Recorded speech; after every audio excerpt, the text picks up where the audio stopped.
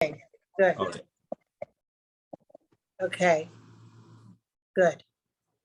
Thank you.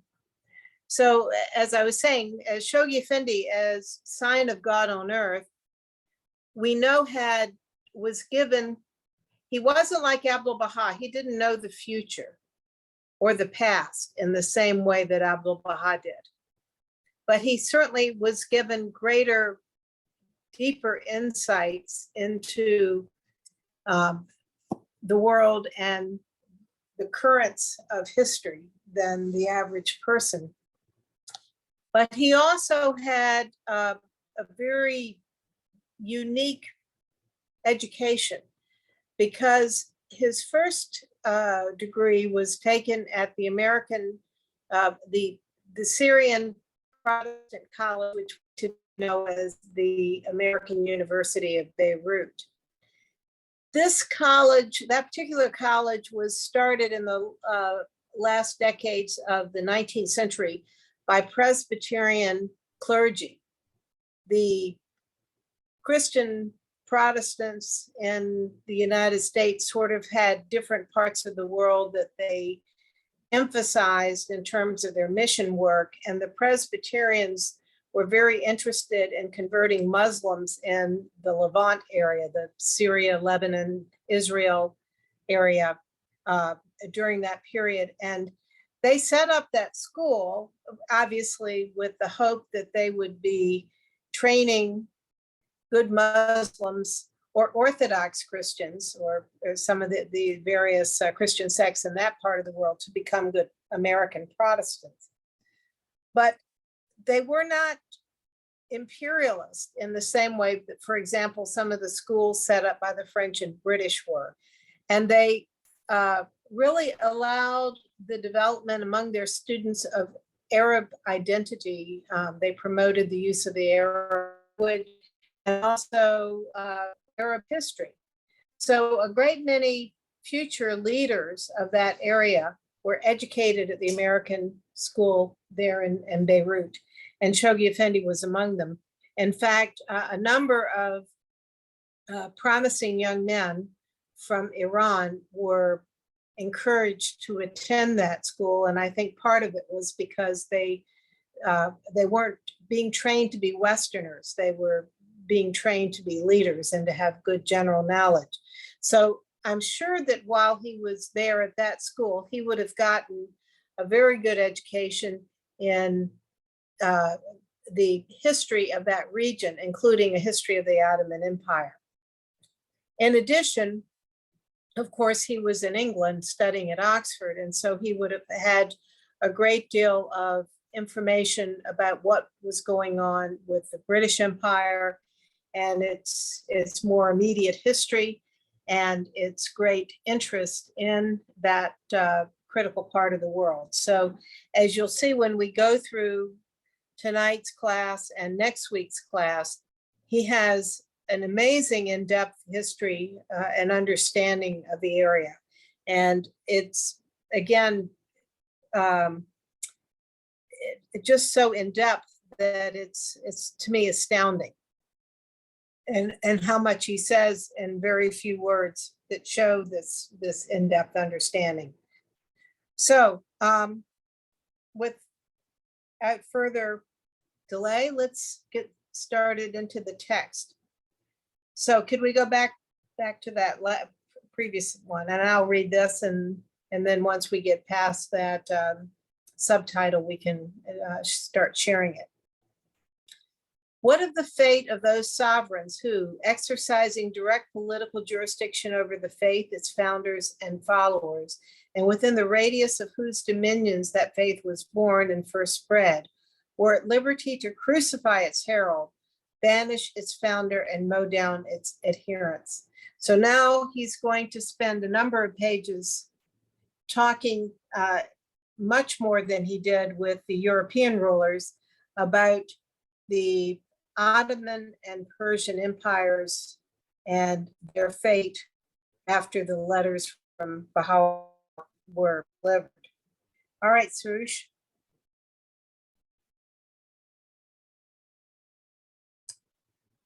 Thank you. All right, Sarush, could you read this, please? Sure. Already in the lifetime of Baha'u'llah, and later during the ministry of Abdul Baha, the first blows of a slow yet steady and relentless retribution were falling alike upon the rulers of the Turkish house of Osman and of the Qajar dynasty in Persia, the arch enemies of God's infant faith. Sultan Abdul Aziz fell from power and was murdered soon after Baha'u'llah's banishment from Adrianople, while Nasir ad-Din Shah succumbed to an assassin's pistol during Abdul Baha's incarceration in the fortress town of Akka. It was reserved, however, for the formative period of the faith of God, the age of the birth and rise of its administrative order, which, as stated in a previous communication, is through its unfoldment casting such a turmoil in the world, to witness not only the extinction of both of these dynasties, but also the abolition of the twin institutions of the Sultanate and the Caliphate. So what is he saying in this paragraph about the forces that Baha'u'llah set in motion?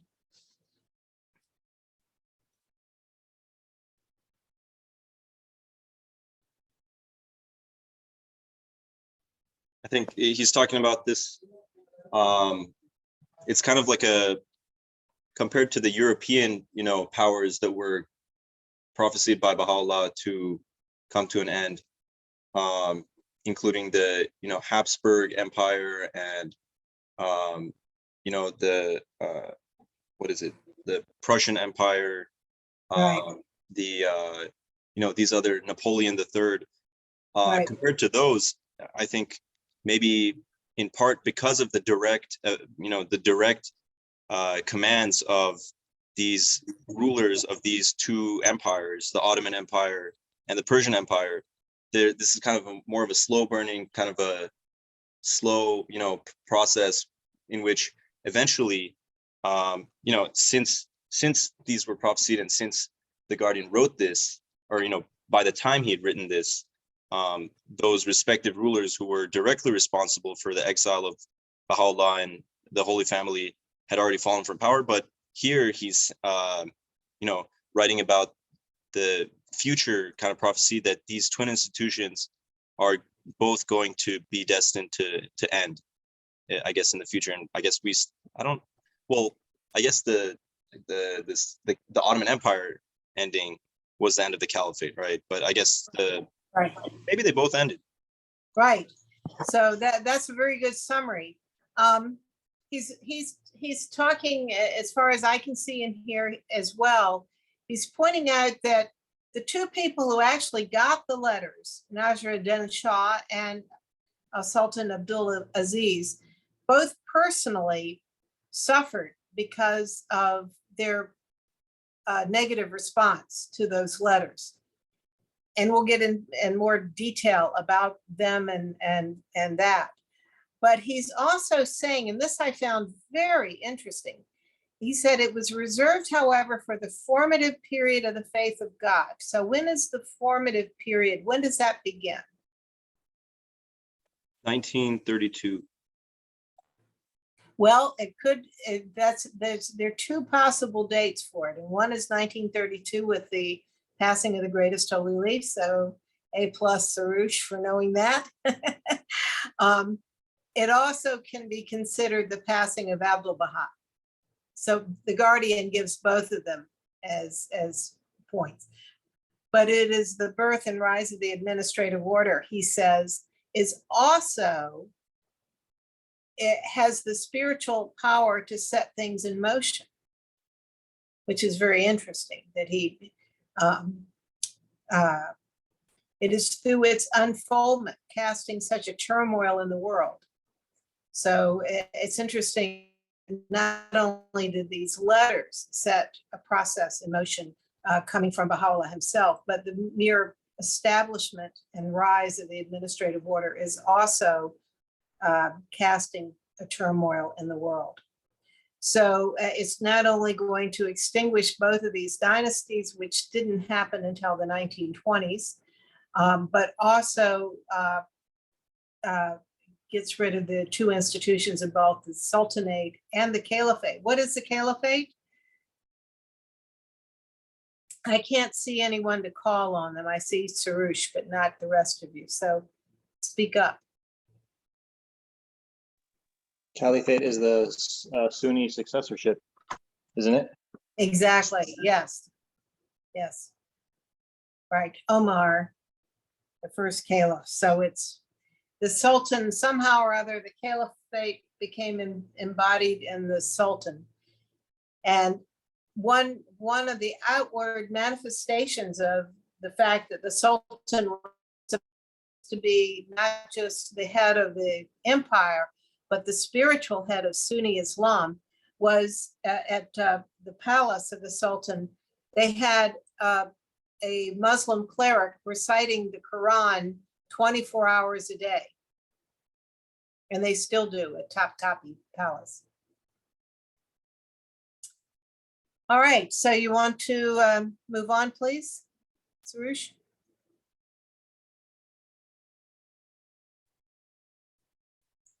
Here is Sultan Abdul Aziz, who we will be focusing on. That was cool to make him look like he was coming out of black smoke. All right, Katya, can you read this, please? Sure. Of the two despots, Abdulaziz was the more powerful, the more exalted in rank, the more preeminent in guilt, and the more concerned with the tribulations and fortunes of the founder of our faith. He it was who, through his farmans, had thrice banished Baha'u'llah, and in whose dominions the manifestation of God spent almost the whole of his 40 years' captivity. It was during his reign and that of his nephew and successor, Abdul Hamid II, that the center of the covenant of God had to endure, for no less than 40 years, in the fortress town of Akka, an incarceration fraught with so many perils, affronts, and privations. Any thoughts about this highly packed paragraph?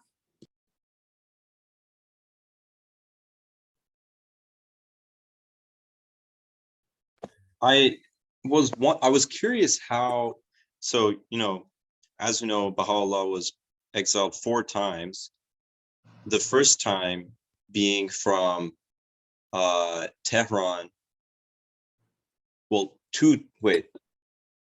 anyways, my question is, how did Sultan Abdulaziz gain the authority and power to kind of send him to a Ottoman ruled area where he would, when Baha'u'llah was initially kind of under the jurisdiction of the Persian Empire?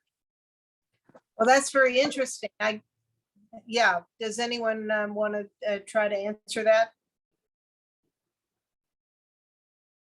Shaheen, you want to take a stab at that? Isn't it through family connections that Baha'u'llah had? Because Baha'u'llah himself was from a in the court of the Shah, and it was through like one of the reasons like the Bible is because of that. And there were entire sections that I think made a compromise that said, okay, we'll instead, we'll exile him instead. And I think it was through relations with Iran that extended family. That's true. His family and other connections kept him from being executed when he was in the Siachal. And when he was offered banishment rather than being executed, the Russian ambassador had offered for him to come to territory under the Tsar. But Baha'u'llah himself chose to go to Baghdad instead. I think the Shah of Iran just wanted it out of his empire because he was considered a troublemaker within the Persian Empire. And I suppose the Ottomans, being more Sunni Muslims, must have figured he wouldn't be as much of a problem for them. But then when he starts getting so much influence in Baghdad, he becomes a problem for the Sultan. So the Sultan, because Baha'u'llah was living in Baghdad, even though he was a Persian national, took responsibility for him at that point. And at every point, he's living in the Ottoman Empire. So, of course, most of his life he spent in the Ottoman Empire, not in the Persian Empire. So, but it's a very good question. And the legality of it as to why the Sultan was responsible for a foreign national and didn't just send him back to Iran, that's a very interesting question. There is a Baha'i from Turkey who is a budding scholar in this whole period of Baha'u'llah's time in the Ottoman Empire. I think he's a professor now in Austria. Can't remember his name, but he's writing increasingly in English. So I'm sure that some of his works will help to clarify these things, these issues, and give us some more insights into it. But it's also interesting to me how the Guardian says that the Sultan was more powerful and exalted in rank than the Shah, which I think shows that the Ottoman Empire was more powerful and the Western countries were more concerned about it than they were Iran at the time, which was such a basket case at that time. More preeminent in guilt. So even though the Shah is the one that put him into prison and exiled him, after that, the Shah pretty much left Baha'u'llah alone, right? So he's saying that Abdul Aziz was more preeminent in guilt and the more concerned with the tribulations and fortunes of the founder of their faith, because of course, from the time he arrives in Baghdad until Baha'u'llah's death, which is decades, Abdul Aziz was the one that was calling the shots. He was the one who issued the Faramans that banished him. So, and then of course, this banishment, this persecution continued under his successor. All right, next one, please.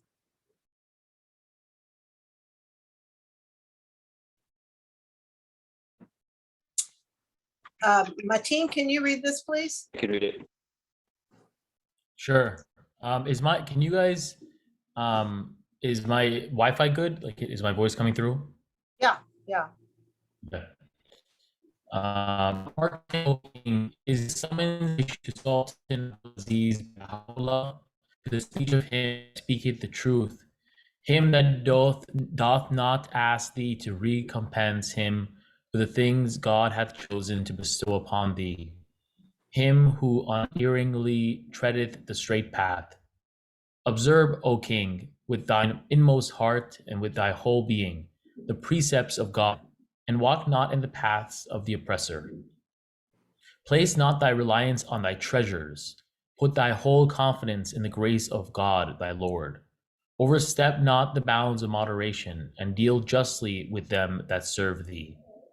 Set before thine eyes God's unerring balance, and as one standing in his presence, weigh in that balance thine actions every day, every moment of thy life. Bring thyself to account ere thou art summoned to a reckoning, on the day when no man shall have strength to stand for fear of God, the day when the hearts of the heedless ones shall be made to tremble. Any comments about that? This last part of it is often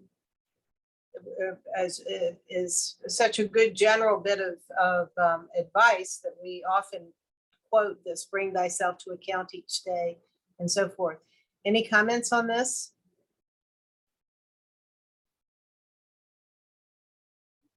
You know, that's also in the word.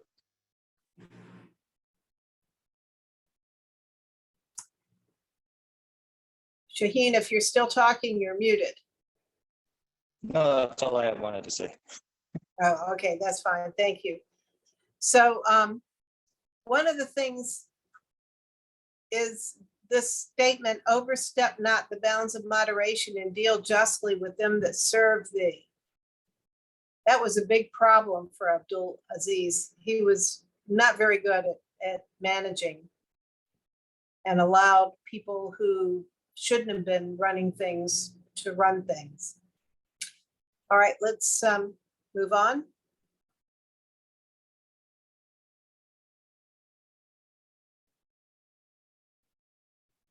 Katia, can you read this, please?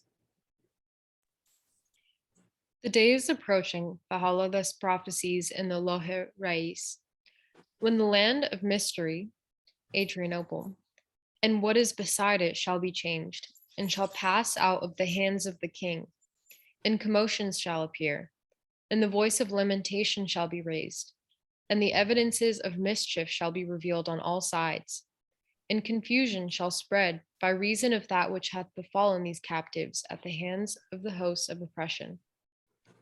The course of things shall be altered, and conditions shall wax so grievous that the very sands on the desolate hills will moan, and the trees on the mountain will weep, and blood will flow out from all things.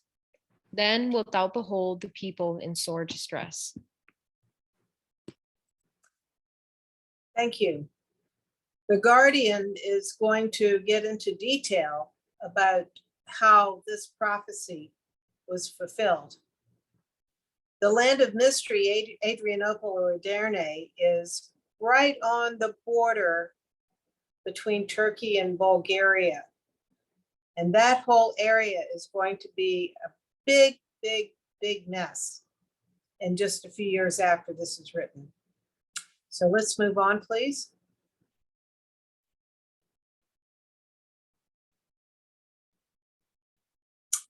Justin, can you read this, please?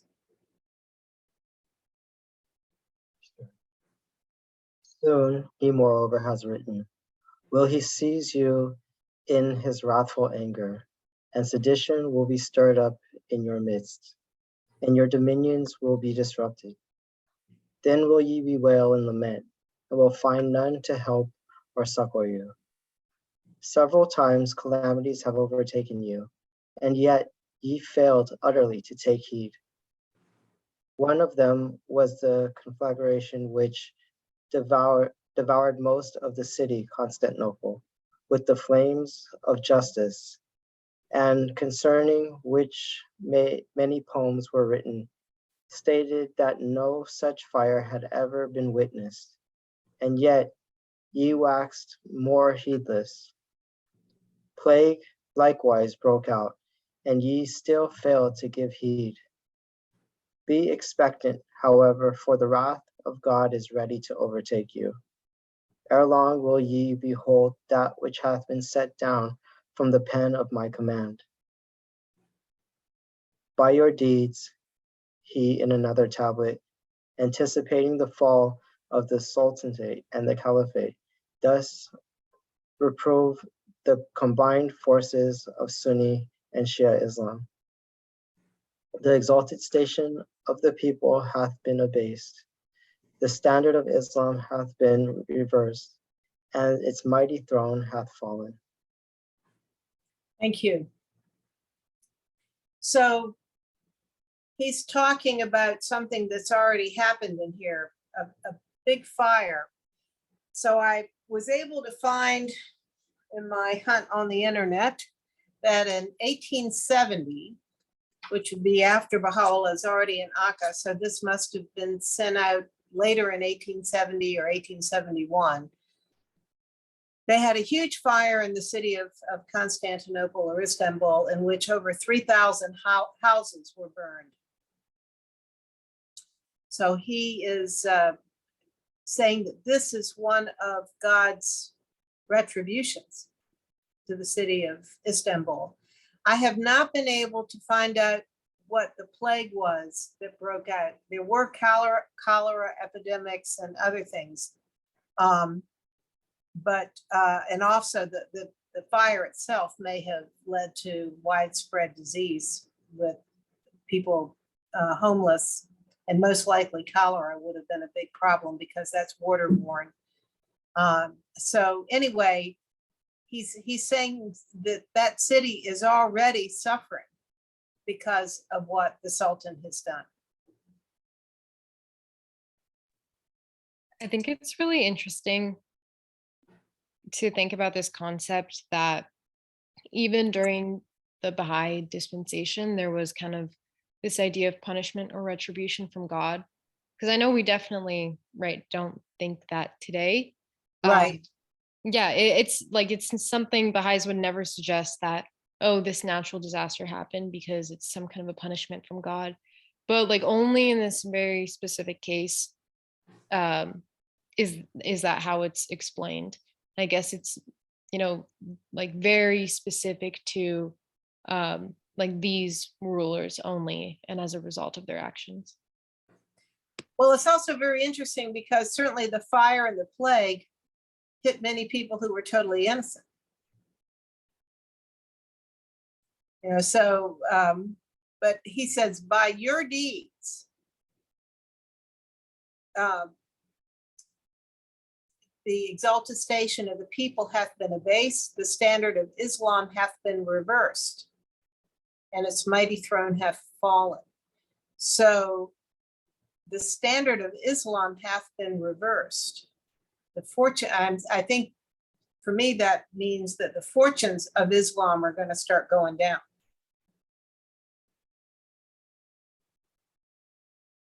So, all right.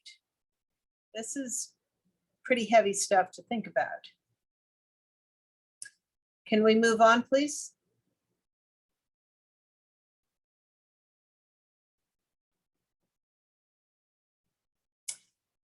Let's see, I don't know who else is on the screen. Is there someone who's come on that hasn't had a chance to read?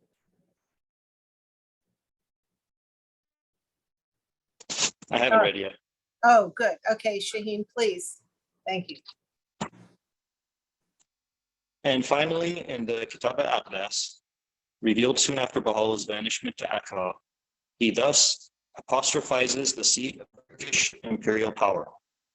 O spot that art situated on the shores of two seas, the throne of tyranny hath verily been established upon thee, and the flame of hatred hath been kindled within thy bosom.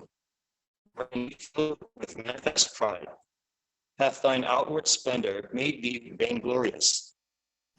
By him who is the Lord, and thy daughters and thy widows, and all the children well within thee shall learn. Thus informeth thee, the all-knowing, the all-wise.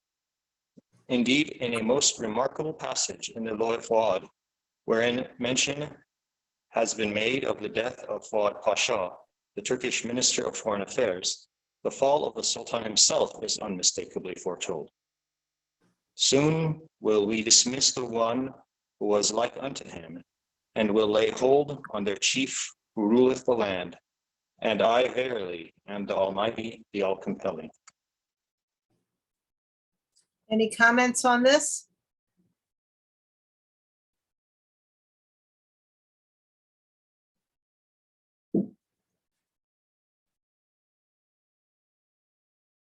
My honestly, kind of a tangent, but to my understanding, when Baha'u'llah got to Akka, he was in the prison, you know, like prison cell, right?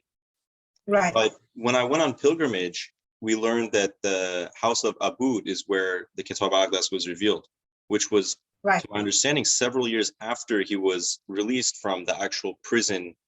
You know, he's still in the fortress town, but he was not in the prison itself, right? So does that mean it was after the 2 years and 2 months and 5 days that he was actually inside the prison cell that it was revealed? Yes, it was around 1871, and it was after the murder of the Azalis. And so the Agdas is actually revealed in the house of Udi Kamar, the Udi Kamar side of the house of Abdullah Pasha. And it is, you of course saw the room where it was revealed there. So, but it's still within about less than 5 years after he was banished to Akka. They don't know exactly the date. I mean, because it probably was also a process. He'd been asked to reveal a book of laws for some years by the friends from Iran, and finally decided that it was the time to do so. So, yeah. It's interesting because in this first paragraph, he's talking about the collective character of the city of Istanbul. The throne of tyranny hath been established upon thee. So it's not just the Sultan, but his whole administration is pretty rotten. The flame of hatred hath been kindled within thy bosom. Thou art filled with manifest pride. So let's think about what Istanbul is. Of course, it had been the capital of the Byzantium Christian Empire established by King Constantine, one of the Caesars, and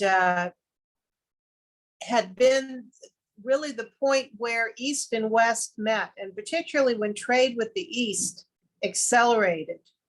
The Silk Road, the end of the Silk Road in the West was Constantinople. So all of the wealth coming from Asia passed through Constantinople as the primary port of entry into Western Europe because of its geography, where Europe ends and Asia begins, literally. So it has this middleman merchant wealth that's been there for thousands of years. And it says, art thou filled with manifest pride? Hath thine outward splendor made thee vainglorious? So just sort of being part of that culture of Istanbul had its effect on its citizens. And so there is some level of collective guilt as a result. And it's also interesting here at the end, where he's talking about the Sultan, and he says, soon will we dismiss the one. We will we dismiss. So he has the power from God to dismiss, to cast aside a ruler and bring their reign to an end. And speaks in those terms exactly. Lay hold on their chief who ruleth the land. So. All right, let's move on.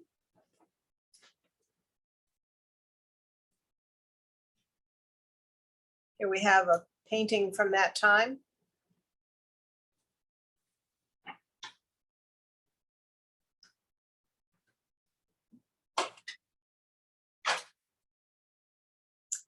Sarush, can you read this, please? The Sultan's reaction to these words bearing upon his person, his empire, his throne, his capital, and his ministers can be gathered from the recital of the sufferings he inflicted on Baha'u'llah, and already referred to in the beginning of these pages. The extinction of the outward splendor surrounding that proud seat of imperial power is the theme I now proceed to expose. I don't know whether any of you have had the opportunity to go to Istanbul. And if you do have the opportunity, I urge you to take it, because not only is it wonderful to see the city where Baha'u'llah lived, and unfortunately, the particular house that he occupied during that period, which was only for some months, no longer exists, but the Baha'is can at least point it out to you. But if you're able to visit the Topkapi Palace or any of the other palaces and see the splendor, the material wealth that the sultans enjoyed, it's unbelievable. And Abdul Aziz was probably the worst, because he had Versailles envy. He was the first of the sultans to actually travel to the West. He had visited Paris and other places in Western Europe, and had seen the grand palaces, Napoleon III and the other rulers before he became sultan. Also had received an education that made him appreciate the better things of life, especially the arts. So when you see the Western style palaces he built there on as well as the older palace, Topkapi, and you see the jewels, just the absolute magnificence of it, both Western style magnificence as well as Oriental. The outward splendor that the Guardian brings up here is unbelievable. I mean, I've seen the crown jewels of several European countries. They don't have anything on the Sultan, including what's in the Tower of London for the Queen of England. All right, doom of Imperial Turkey.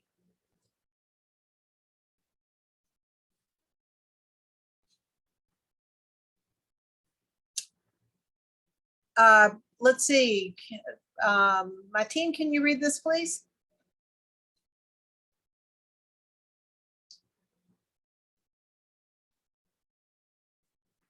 You still there, Martine? Yeah, I'm here. I just my side, like I'm good, but things are lagging on my side. So as long as you can hear me, I'll just read through it. Yeah, okay. All right. A cataclysmic process, one of the most remarkable in modern history, was set in motion ever since Baha'u'llah, while a prisoner in Constantinople, delivered to a Turkish official his tablet, addressed to Sultan Abdulaziz and his ministers, to be transmitted to Ali Pasha, the Grand Vizier. It was this tablet which, as attested by that officer and affirmed by Nabil in his chronicle, affected the vizier so profoundly that he paled while reading it. This process received fresh impetus after the Lahi Rais was revealed on the morrow of its author's final banishment from Adrianople to Akka.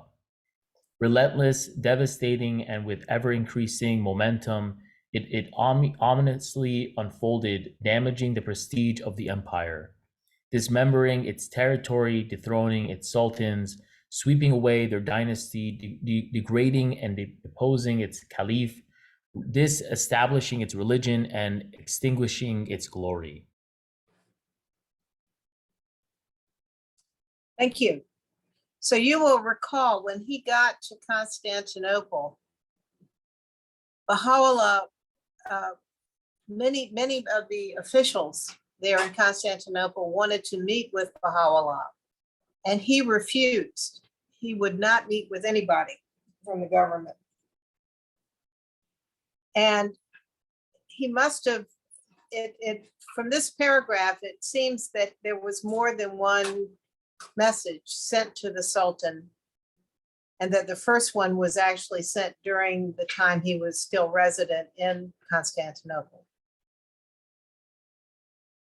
And the Grand Vizier reading it was so taken aback by it that he went white.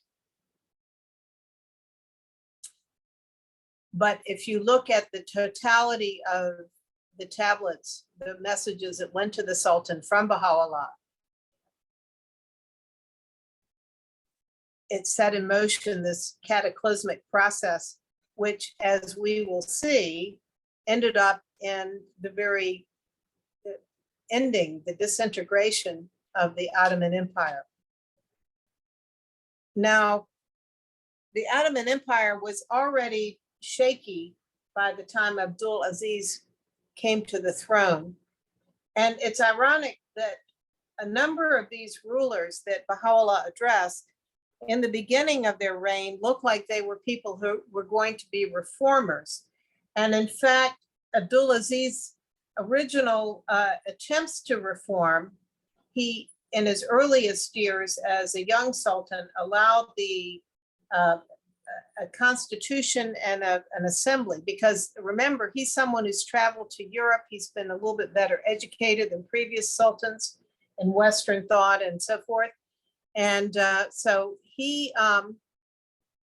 allowed, for a brief time, a constitution and an assembly.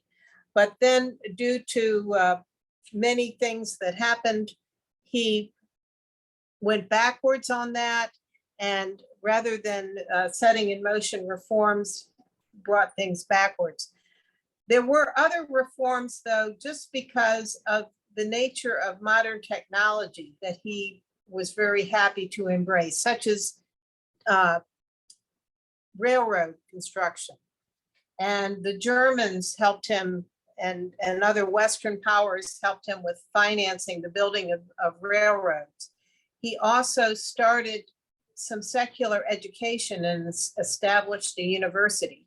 So what we will see happen is that as more and more young Turkish men are educated and have exposure to the wider world, their expectations and desires increase, and they're not willing to live under an absolute monarch, and particularly one who does not know what he's doing and is overall not a particularly good ruler and allows tremendous corruption. So all of these forces that we can look at and from a material sense say that yes, these forces were set in motion by the forces of the 19th and early 20th, then later early 20th century that were affecting many countries. But Baha'u'llah is saying that in the case of the Ottoman Empire, there's a spiritual reason that these things happen. All right, let's move on. I'll read this one. The sick man of Europe, whose condition had been unerringly diagnosed by the divine physician and whose doom was pronounced inevitable, fell a prey during the reign of 5 successive sultans, all degenerate, all deposed, to a series of convulsions, which in the end proved fatal to his life. Imperial Turkey, that had under Abdul Majid been admitted into the European concert and had emerged victorious from the Crimean War, entered under his successor Abdulaziz upon a period of swift decline, culminating soon after Abdu'l-Baha's passing in the doom which the judgment of God had pronounced against it. The sick man of Europe was the general term for the Ottoman Empire in Western diplomatic circles.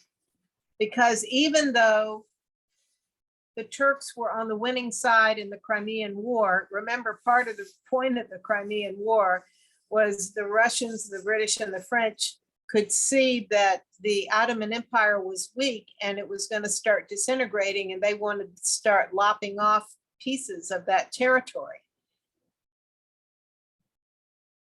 So this is going to accelerate under Abdul Aziz. I also want to talk a little bit about the very sick nature of this dynasty. The sultans from this period were raised in a way that was so dysfunctional, so cruel. It's amazing that any of them could function as adults at all. As you know, the sultans had multiple wives and concubines in their harem, and it was not necessarily the eldest son who was going to be reigning, because sometimes the eldest son was a child. So the Ottomans had developed a system whereby in some cases it would be the eldest son, in other cases it would be a brother. So siblings were also potential rivals to a sultan. And within the harem itself, the young children were sometimes killed by the other women in the harem, because each mother wanted her son to be the future sultan. So, oops, that kid just happened to drown in the pool in the middle of the harem, because that kid was a rival to your son. Also, because when a new sultan came in power, there were multiple instances where all of his brothers and the other sons of the previous sultan, who could be a rival, were just taken out and killed, even if they were little kids. So this fear that they're going to be deposed by another princeling was constant. And it didn't, it created a very, very bad situation, which we'll talk a little bit more in a moment when we get to the issue of the cage. But on top of that, the Ottomans were pretty stupid in how they raised these boys that were going to be the future sultans, and that they didn't give them good educations. They were pretty much kept under house arrest in very close quarters as they grew up. So they didn't have the broader education and exposure to the world that the children of the ruling dynasties of Western Europe had. All right, let's move on. Would that have made that much of a difference compared to, you see the kids of the Shaws and all that are still, devastating to their people. So I don't know. I maybe it was better for them to stay indoors. The thing was that it was such a sick environment that there was a great deal of mental illness and suicides, as well as extreme paranoia.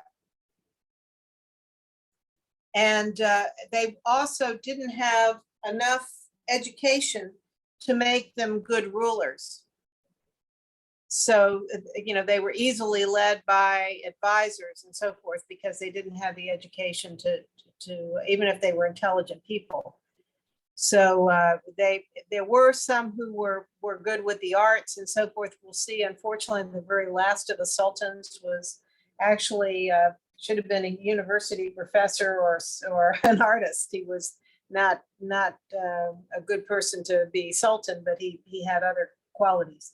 But at the time Abdulaziz was coming along, he would not have received any of the training that he needed to be a competent ruler. All right, so let's see. Justin, can you read this one? Sure. Rising in the Crates and in the Balkans marketed the reign of this, the 32nd Sultan of his dynasty, a despot whose mind was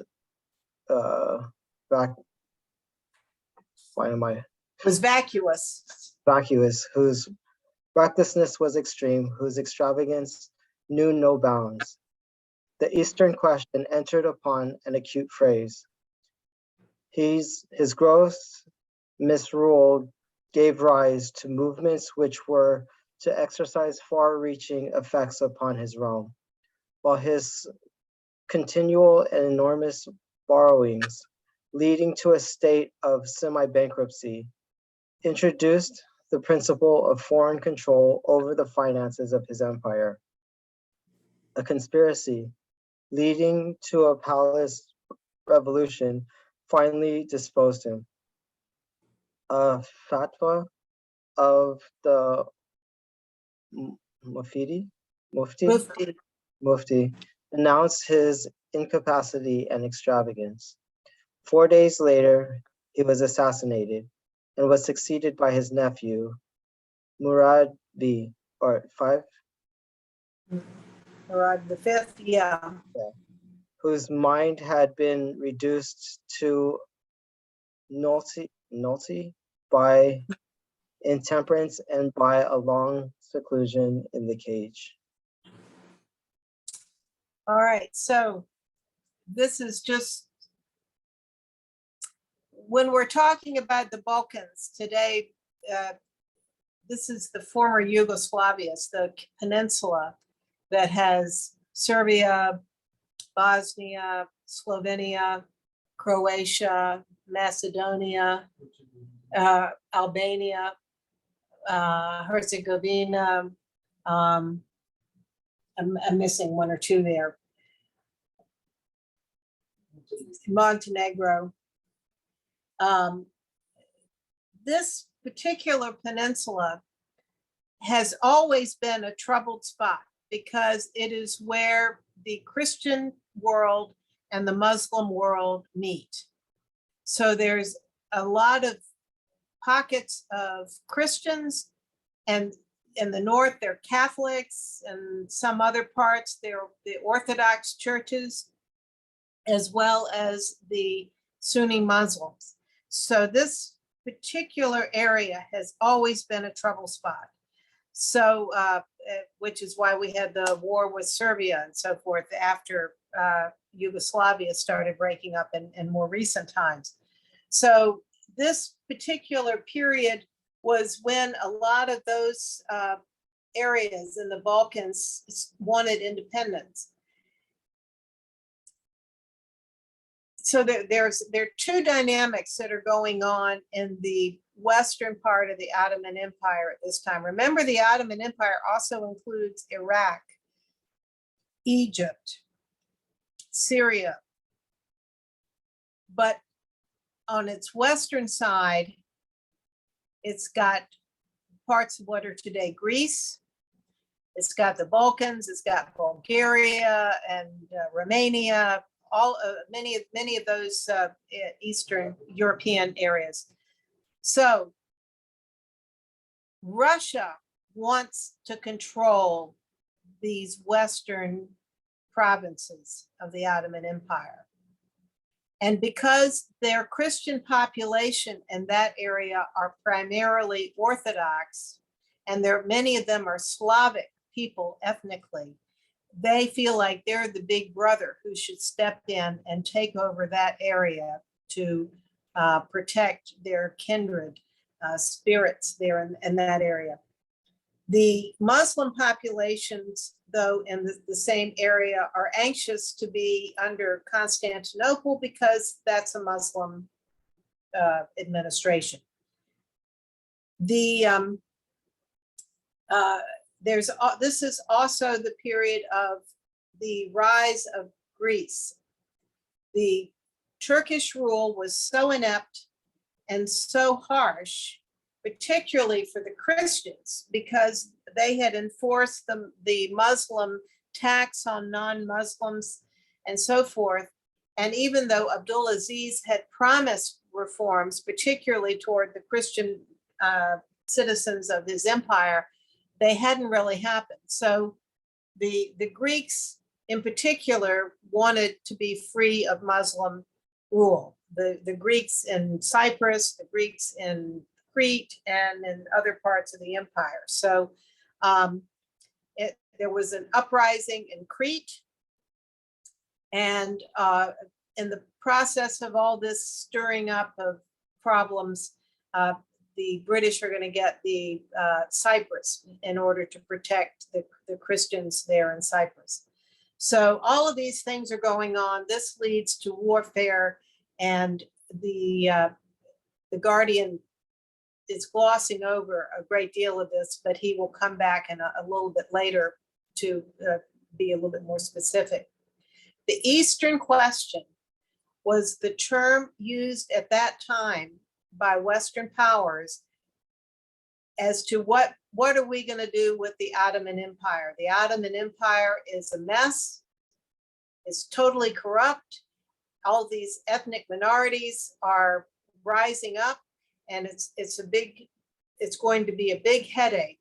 Also, the powers in Paris and London and Germany and St. Petersburg all want to have some of the pieces as the empire starts falling apart.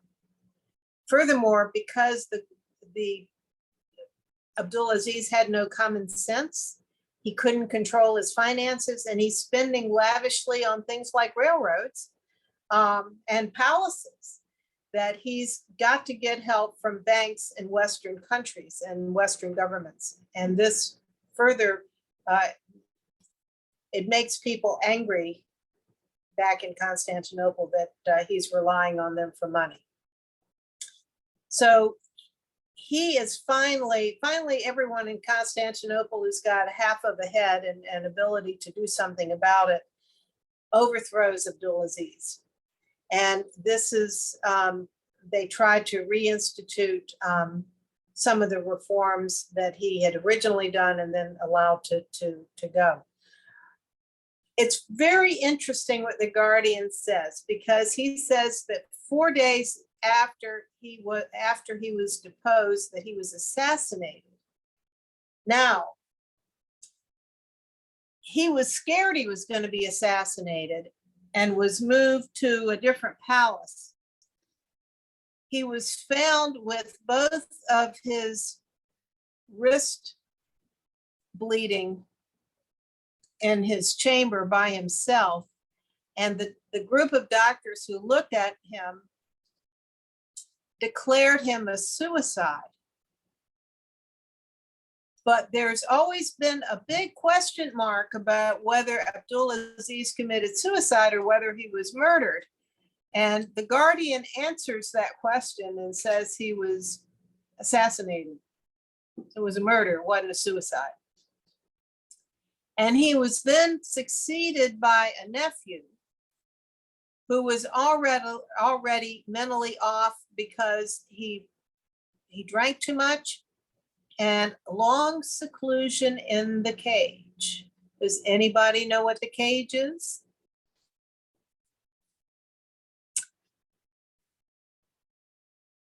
The cage is the building, the small it's a building.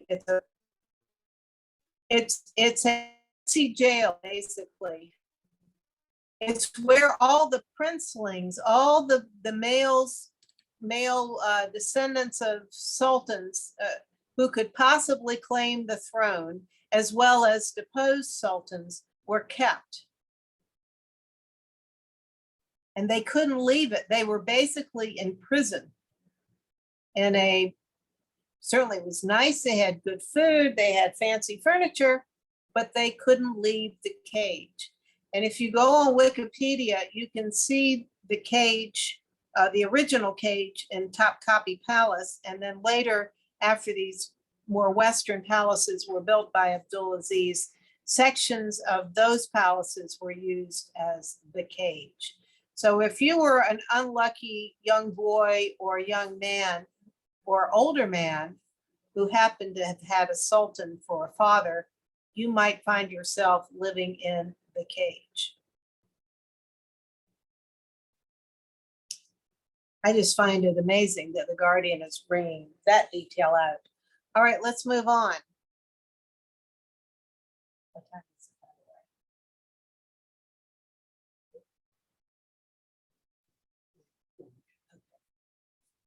So here's the unlucky fellow that became mentally ill in the cage.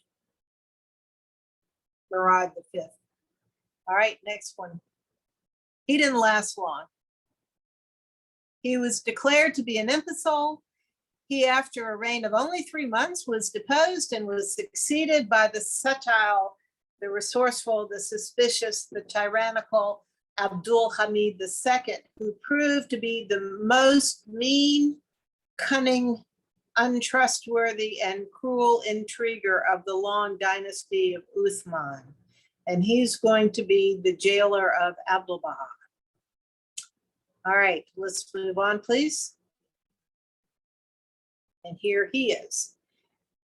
He had accompanied Abdullah Aziz when he was a young man, when they on the visits to European capitals.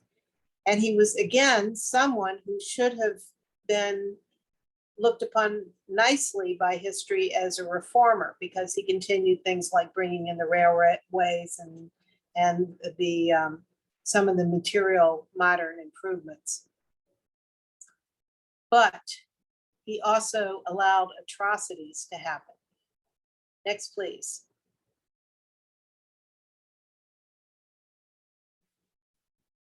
No one knew it was written of him. From day to day, who was the person on whose advice the Sultan overruled his ostensible ministers, whether a favorite lady of his harem, or a eunuch, or some fanatical dervish, or an astrologer, or a spy? Remember, he's not well educated, so he will take anybody's advice. If the lady's pretty, or the astrologer, or the spy can get his ear. The Bulgarian atrocities heralded the black reign of this great assassin, which thrilled Europe with horror and were characterized by Gladstone as the basest and blackest outrages upon record in that 19th century. So what is the Guardian referring to? As I mentioned, a number of these ethnic minorities began to rise up and demand independence. This happened twice in Bulgaria. The first time it fizzled fairly quickly, but the second time it was an absolute bloodbath. There were a couple of towns where 80% of the population were killed by Turkish troops, of all people of all ages. They attacked a group of women and children and elderly who were hiding out in a church or taking refuge in a church. In one particular town, modern historians reckon that between 30 and 100,000 Bulgarians were killed in these Bulgarian atrocities. There were Westerners in Constantinople who got word of what had happened in Bulgaria. I mean,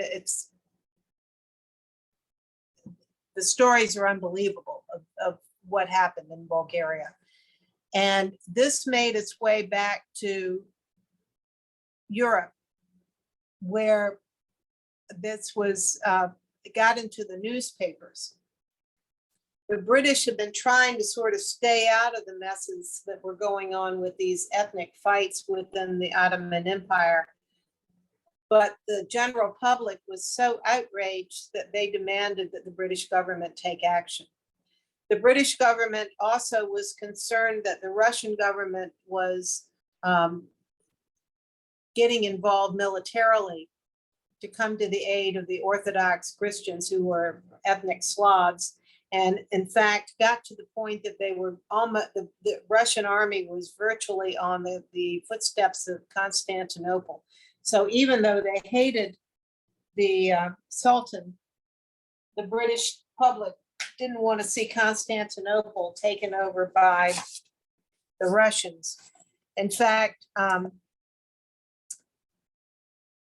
there was a music hall song sung in pubs and taverns all over England during this period.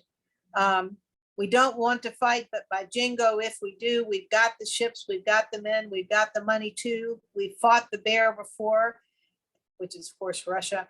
And while we're Britain's true, the Russians shall not have Constantinople. So all of these things lead to more and more war, which is exactly what's about to happen. Next, please. By the way, Gladstone, the future prime minister, Israeli was prime minister at the time, but Gladstone, who was known to have a very strong conscience, wrote a very long article condemning the Sultan and the Turks for what they did in Bulgaria. All right, next, okay.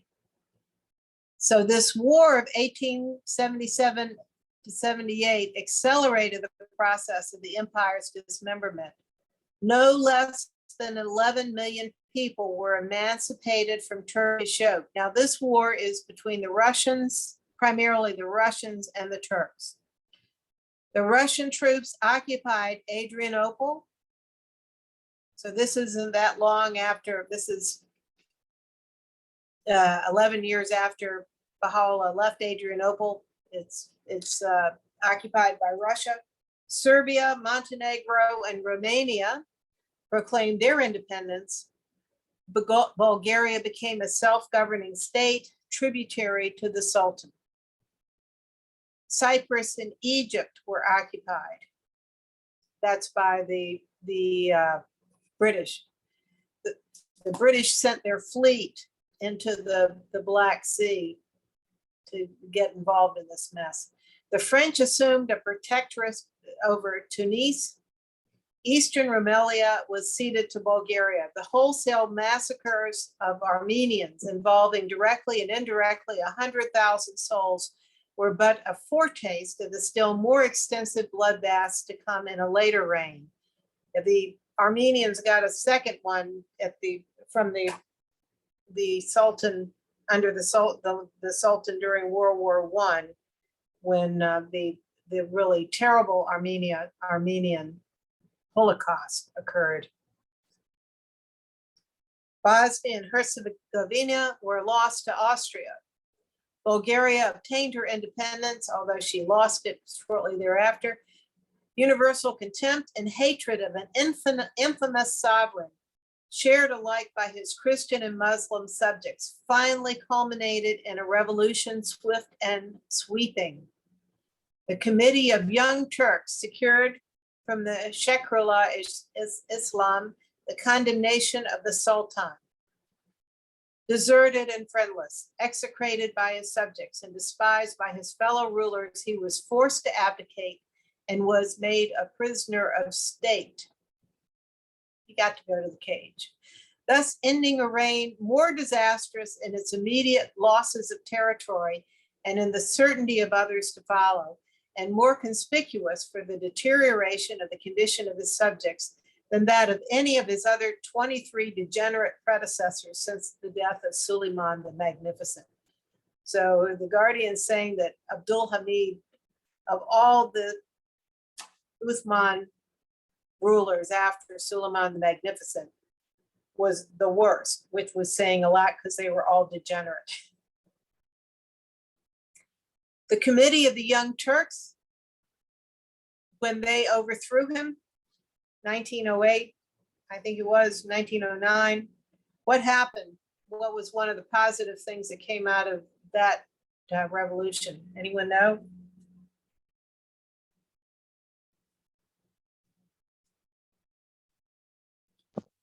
Abdul Baha was released and he was able to go on his journeys, across to Europe Yeah. and Americas. Exactly. This is when finally the prisoners of conscience were released because of the Young Turks Revolution. They weren't wonderful people either, and they managed to make a lot of people angry. One of the things about them was that they were more secular, and the religious community, Muslim religious community, was afraid that they would lose their influence and power. So we'll see that this was continued to be a very turbulent period. Think about this, Baha'u'llah had talked about how the people of Turkey were going to suffer. And just think of all these wars and uprisings and political mayhem and what that would have meant to the day-to-day citizen. In 1909, you're scared. You don't, with the Young Turks Revolution, do you continue to revere the Sultan, or do you suddenly throw your hat in with this group of rebels? And what are the consequences for that decision? Not to mention just all the normal day-to-day disruptions that you have when a period of turbulence that includes political violence and war is underway. All right, let's move on.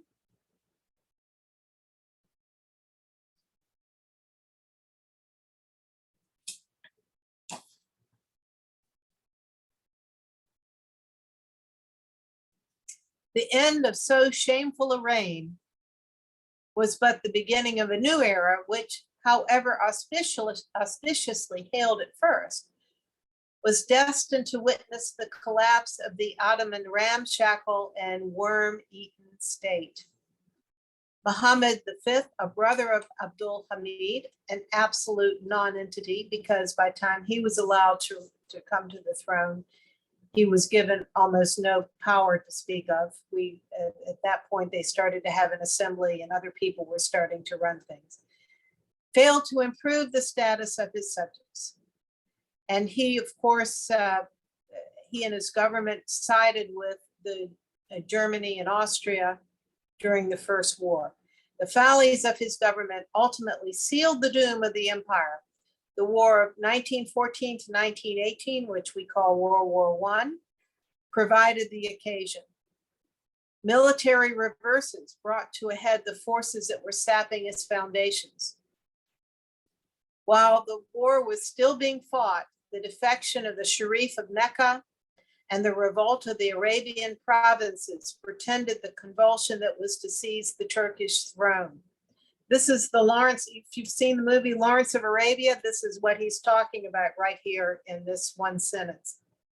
We've talked about how the western part of the Ottoman Empire was, before World War I, was all trying to get out from under that empire. Well, during the war, the eastern provinces, Iraq, Saudi Arabia, the Holy Land, Syria, all the Arab nations, they were trying to get out from under the Turks.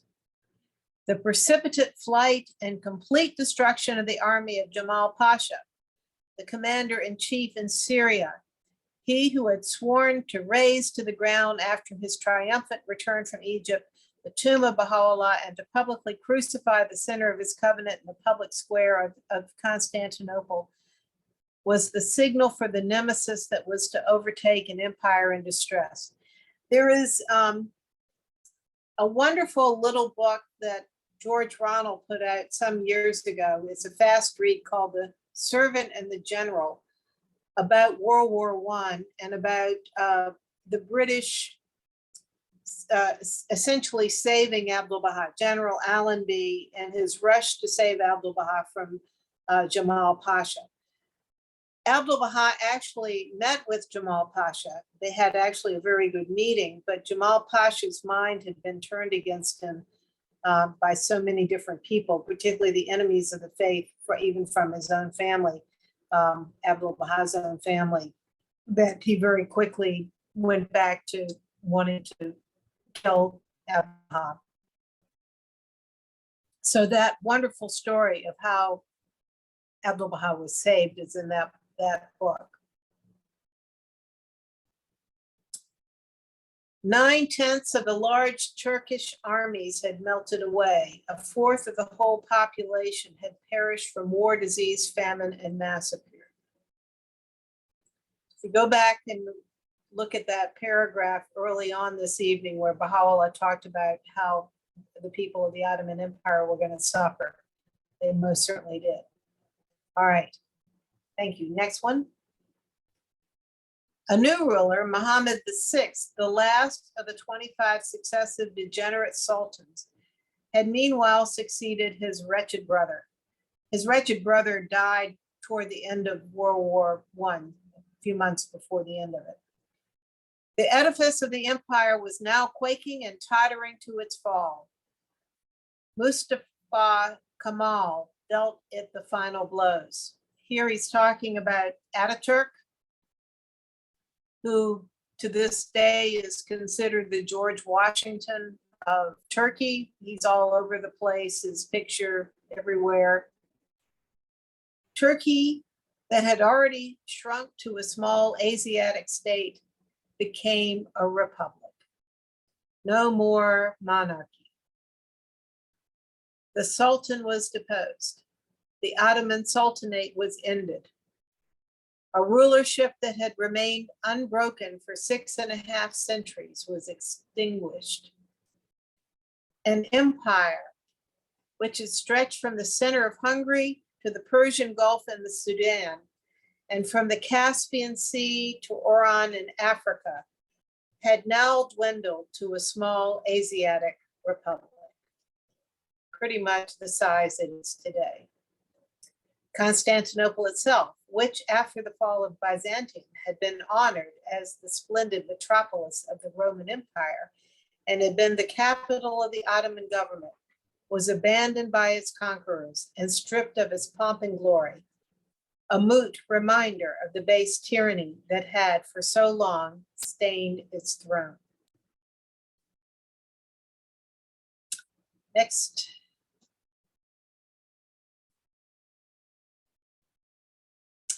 And here's the last sultan.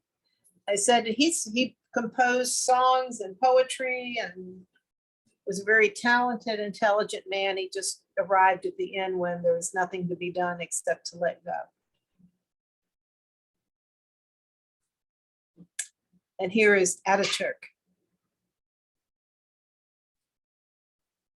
one of the great people of the 20th century. Next. Such, in their bare outline, were the awful evidences of that retributive justice which so tragically afflicted Abdulaziz, his successors, his throne, and his dynasty.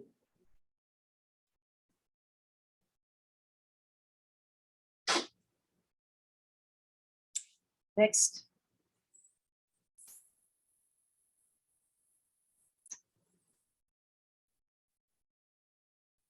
Okay, so we'll get to this one next week. So let's see, what time is it? Huh? Oh, there it is. Okay. So any comments? Next week, we'll talk about the Persian Empire. But any comments or questions? I mean, this is something that I didn't know a whole lot about. So I knew some about Ataturk, but not so much about these other, and the atrocities in Bulgaria. I've seen some documentaries on that. But much of this I've been cramming on to try to find out what the Guardian was talking about. Any questions, thoughts? Thank you so much. I really enjoyed this session. This is my favorite part of this whole book, is where he's taking those letters, those tablets that we read in the beginning, and now talking about what were the results of those letters. Anyone else have any thoughts or comments?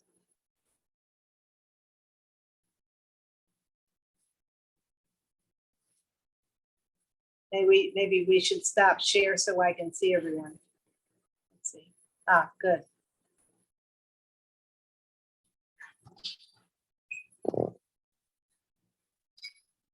You know, Kathy, one of the friends that was at the talk was like, wow, that was so interesting. I didn't know that the Baha'i faith could be so like Game of Thrones, like vibes. And I was like, yeah, I think part of it has to do with Kathy's storytelling. That's why. Well, as I keep saying, if it wasn't from God, who could make it up, right? You know, this is amazing. I mean, if most people that would read the history of the last days of the Ottoman Empire would see it only with secular eyes and wouldn't have the insight that God had a hand in this, that there's some retributive justice. We don't, that makes us very uneasy, the idea that God is just, but he is. And the Sultan was acting on behalf of the people of the Ottoman Empire, whether they agreed with him or not. He was acting on their behalf.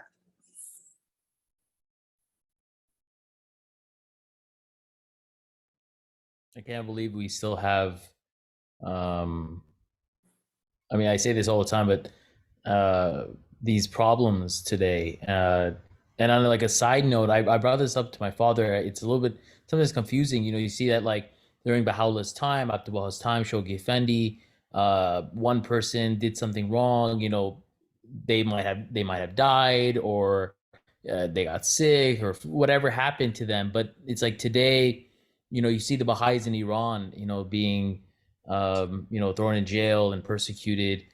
And I look at that and I say, does God allow this? Because there's two ways I can see this, where it's like God wants this to happen because he says in order, you know, for things to become good, things need to happen, or like it will become worse before it becomes good. Or there's another perspective on that he has no control. Like this is like this is just because of like the butterfly, that idea, like the butterfly lands on something and it grows out to something else. So it's like it was because of the consequences of individuals themselves that now the Baha'is are suffering. So it's a very interesting thing of why doesn't he just step in? He stepped in so many other times in the past when Baha'u'llah and Abdul Baha were suffering here and there. But I feel just so bad for these Baha'is, man. Just like could prolong for hundreds of years. I think it was Elie Wiesel, the writer, that talked about while he was a youth in the concentration camps. This actually happened. A group of the rabbis there in the camp put God on trial. Why did God allow this to happen to the Jewish people? And we know that God he has both a collective relationship to mankind and to groups within mankind, as well as a relationship to us as individuals. And the worst thing that can happen to a person is not dying. So we look at that little kid who was killed in the Bulgarian atrocities. That kid goes to the next world free of sin because they didn't live long enough to do anything to be a sinner. So from the perspective of the soul of that child, it's not the great tragedy that it is to us here to see that happen. So, but at the same time, the German soldiers, every single person that followed an order, I mean, if all the German soldiers had stood up and said, shoot all of us, we're not going to go out and shoot those people. If enough German soldiers had done that, the war wouldn't have happened, So if there's always some level of collective responsibility, because all of us have the ability to make a moral choice, even if it costs our life, we have the ability to make that moral choice. So there becomes some level of collective guilt. The country of Iran, the people of Iran are allowing persecution to happen and other atrocities. Other people of conscience and goodwill, journalists and political leaders, be persecuted in awful ways, executed, raped in prison, all this sort of stuff. They allow that to happen because they don't rise up and stop it. Even if it meant many people would be killed in stopping it, they would stop it. They have to have the will to do it. So that's my take. We all get to make moral choices. And one of the choices is to not pull the trigger when ordered to do so.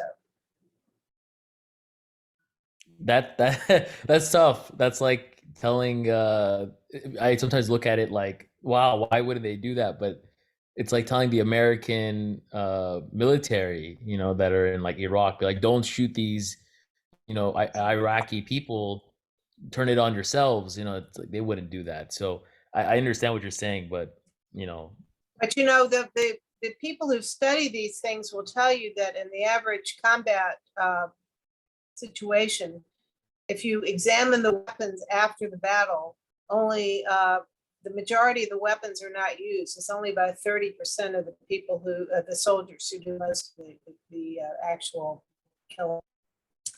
So anyway, it's a hard thing for a person. Really sad. Yeah. That's really sad, actually. Yeah.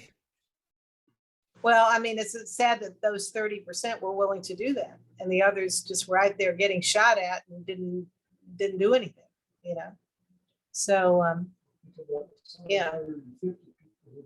yeah, all those 750 people who missed, as my husband said, right? And they were shooting at the bomb. How many of them didn't even pull the trigger?